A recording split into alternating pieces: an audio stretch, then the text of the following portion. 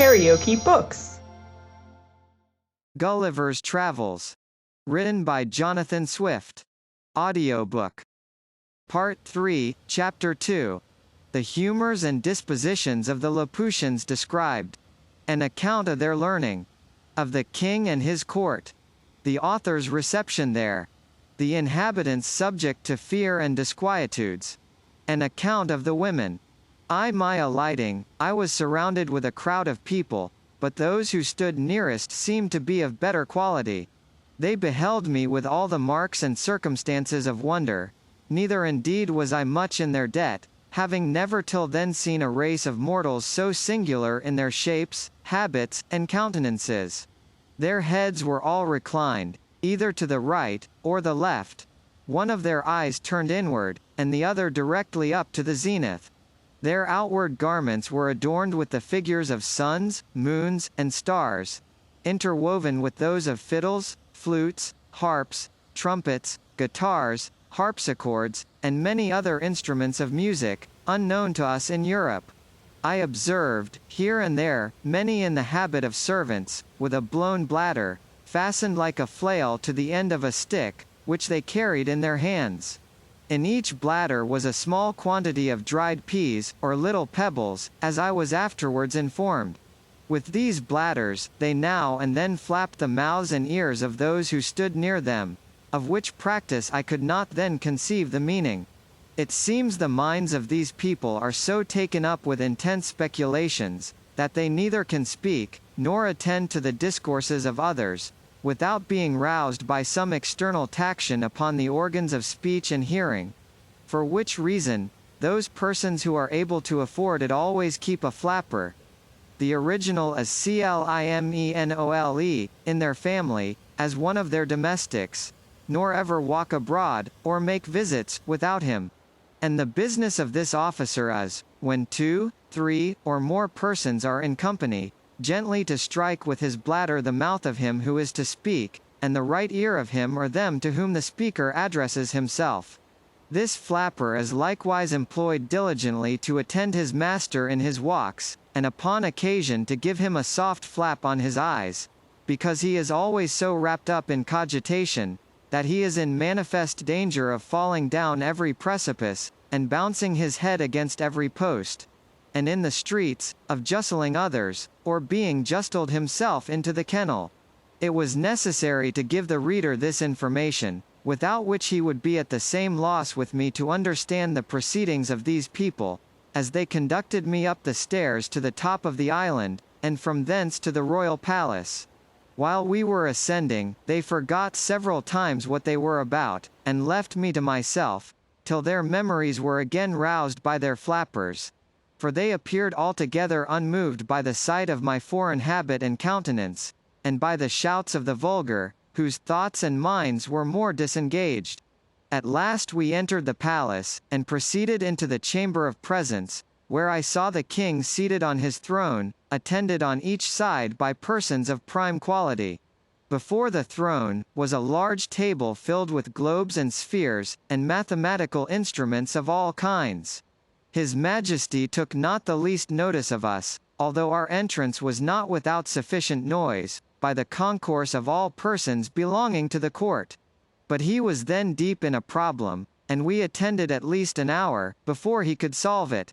There stood by him, on each side, a young page with flaps in their hands, and when they saw he was at leisure, one of them gently struck his mouth, and the other his right ear, at which he startled like one awaked on the sudden, and looking towards me and the company I was in, recollected the occasion of our coming, whereof he had been informed before.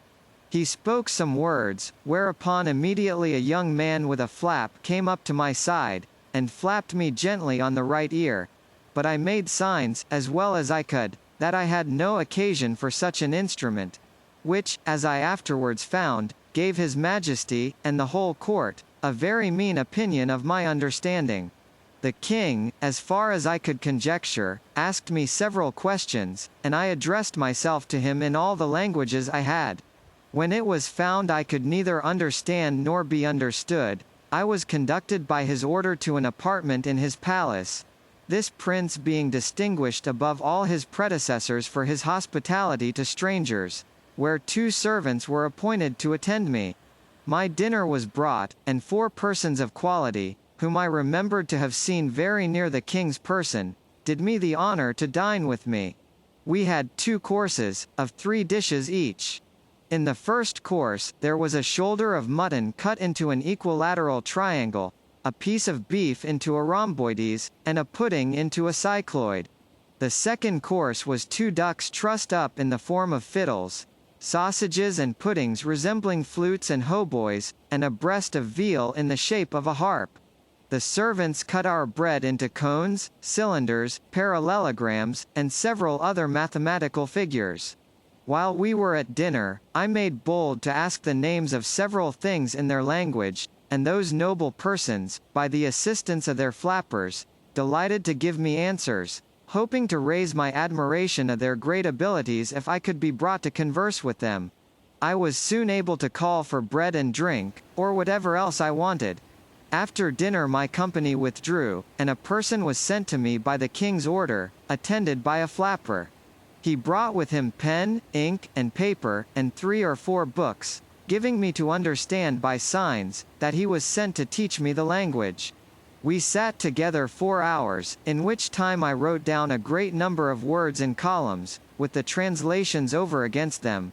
I likewise made a shift to learn several short sentences. For my tutor would order one of my servants to fetch something, to turn about, to make a bow, to sit, or to stand, or walk, and the like. Then I took down the sentence in writing. He showed me also, in one of his books, the figures of the sun, moon, and stars, the zodiac, the tropics, and polar circles, together with the denominations of many planes and solids. He gave me the names and descriptions of all the musical instruments, and the general terms of art in playing on each of them. After he had left me, I placed all my words, with their interpretations, in alphabetical order. And thus, in a few days, by the help of a very faithful memory, I got some insight into their language. The word, which I interpret the flying or floating island, is in the original Laputa, whereof I could never learn the true etymology. Lap, in the old obsolete language, signifies high, and untuh, a governor, from which they say, by corruption, was derived Laputa, from lapuntuh. But I do not approve of this derivation, which seems to be a little strained. I ventured to offer to the learned among them a conjecture of my own, that Laputa was quasi-lap-outed. Lap, signifying properly, the dancing of the sunbeams in the sea, and outed, a wing. Which, however, I shall not obtrude, but submit to the judicious reader. Those to whom the king had entrusted me, observing how ill I was clad, ordered a tailor to come next morning, and take measure for a suit of clothes. This operator did his office after a different manner from those of his trade in Europe. He first took my altitude by a quadrant, and then, with a rule and compasses, described the dimensions and outlines of my whole body, all which he entered upon paper, and in 6 days brought my clothes very ill made, and quite out of shape, by happening to mistake a figure in the calculation. But my comfort was, that I observed such accidents very frequent, and little regarded. During my confinement for want of clothes, and by an indisposition that held me some days longer, I much enlarged my dictionary, and when I went next to court, was able to understand many things the king spoke, and to return him some kind of answers. His Majesty had given orders, that the island should move northeast and by east, to the vertical point over Legato, the metropolis of the whole kingdom below, upon the firm earth. It was about 90 leagues distant, and our voyage lasted 4 days and a half. I was not in the least sensible of the progressive motion made in the air by the island. On the second morning, about 11 o'clock, the king himself in person, attended by his nobility, courtiers, and officers, having prepared all their musical instruments, played on them for 3 hours without intermission, so that I was quite stunned with the noise. Neither could I possibly guess the meaning, till my tutor informed me. He said that, the people of their island had their ears adapted to hear, the music of the spheres, which always played at certain periods, and the court was now prepared to bear their part, in whatever instrument they most excelled. In our journey towards Legado, the capital city, His Majesty ordered that the island should stop over certain towns and villages, from whence he might receive the petitions of his subjects. And to this purpose, several packthreads were let down, with small weights at the bottom. On these packthreads the people strung their petitions, which mounted up directly, like the scraps of paper fastened by schoolboys at the end of the string that holds their kite. Sometimes we received wine and victuals from below, which were drawn up by pulleys. The knowledge I had in mathematics gave me great assistance in acquiring their phraseology, which depended much upon that science, and music, and in the latter I was not unskilled. Their ideas are perpetually conversant in lines and figures. If they would, for example, praise the beauty of a woman, or any other animal, they describe it by rhombs, circles, parallelograms, ellipses, and other geometrical terms, or by words of art drawn from music, needless here to repeat. I observed in the king's kitchen all sorts of mathematical and musical instruments, after the figures of which they cut up the joints that were served to His Majesty's table. Their houses are very ill built, the walls bevel, without one right angle in any apartment, and this defect arises from the contempt they bear to practical geometry, which they despise as vulgar and mechanic, those instructions they give being too refined for the intellects of their workmen, which occasions perpetual mistakes. And although they are dexterous enough upon a piece of paper, in the management of the rule, the pencil, and the divider, yet in the common actions and behavior of life, I have not seen a more clumsy, awkward, and unhandy people, nor so slow and perplexed in their conceptions upon all other subjects, except those of mathematics and music. They are very bad reasoners, and vehemently given to opposition, unless when they happen to be of the right opinion, which is seldom their case. Imagination, fancy, and invention, they are wholly strangers to, nor have any words in their language, by which those ideas can be expressed, the whole compass of their thoughts and mind being shut up within the two forementioned sciences. Most of them, and especially those who deal in the astronomical part, have great faith in judicial astrology, although they are ashamed to own it publicly. But what I chiefly admired, and thought altogether unaccountable, was the strong disposition I observed in them towards news and politics, perpetually inquiring into public affairs, giving their judgments in matters of state, and passionately disputing every inch of a party opinion. I have indeed observed the same disposition among most of the mathematicians I have known in Europe, although I could never discover the least analogy between the two sciences, unless those people suppose, that because the smallest circle has as many degrees as the largest, therefore the regulation and management of the world require no more abilities than the handling and turning of a globe.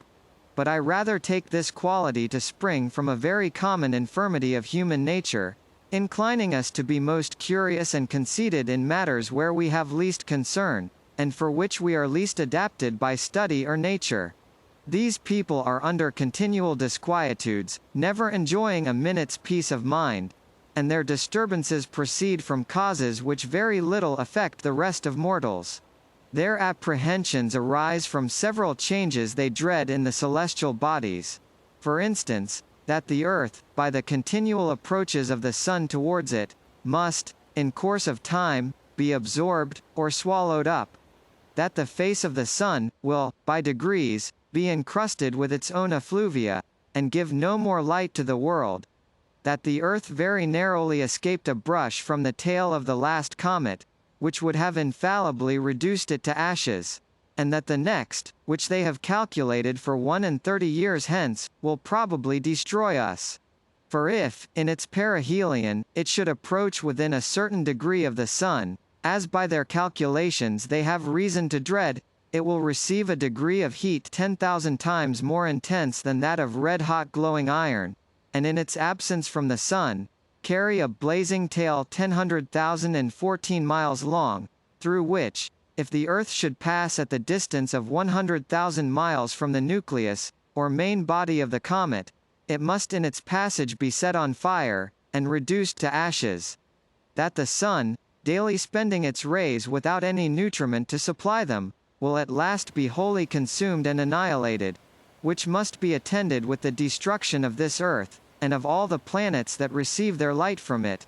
They are so perpetually alarmed with the apprehensions of these, and the like impending dangers, that they can neither sleep quietly in their beds, nor have any relish for the common pleasures and amusements of life. When they meet an acquaintance in the morning, the first question is about the sun's health, how he looked at his setting and rising, and what hopes they have to avoid the stroke of the approaching comet. This conversation they are apt to run into with the same temper that boys discover in delighting to hear terrible stories of spirits and hobgoblins, which they greedily listen to, and dare not go to bed for fear. The women of the island have abundance of vivacity. They contemn their husbands, and are exceedingly fond of strangers, whereof there is always a considerable number from the continent below, attending at court, either upon affairs of the several towns and corporations, or their own particular occasions, but are much despised, because they want the same endowments. Among these the ladies choose their gallants, but the vexation is, that they act with too much ease and security, for the husband is always so wrapped in speculation, that the mistress and lover may proceed to the greatest familiarities before his face, if he be but provided with paper and implements, and without his flapper at his side. The wives and daughters lament their confinement to the island, although I think it the most delicious spot of ground in the world. And although they live here in the greatest plenty and magnificence, and are allowed to do whatever they please, they long to see the world, and take the diversions of the metropolis, which they are not allowed to do without a particular license from the king.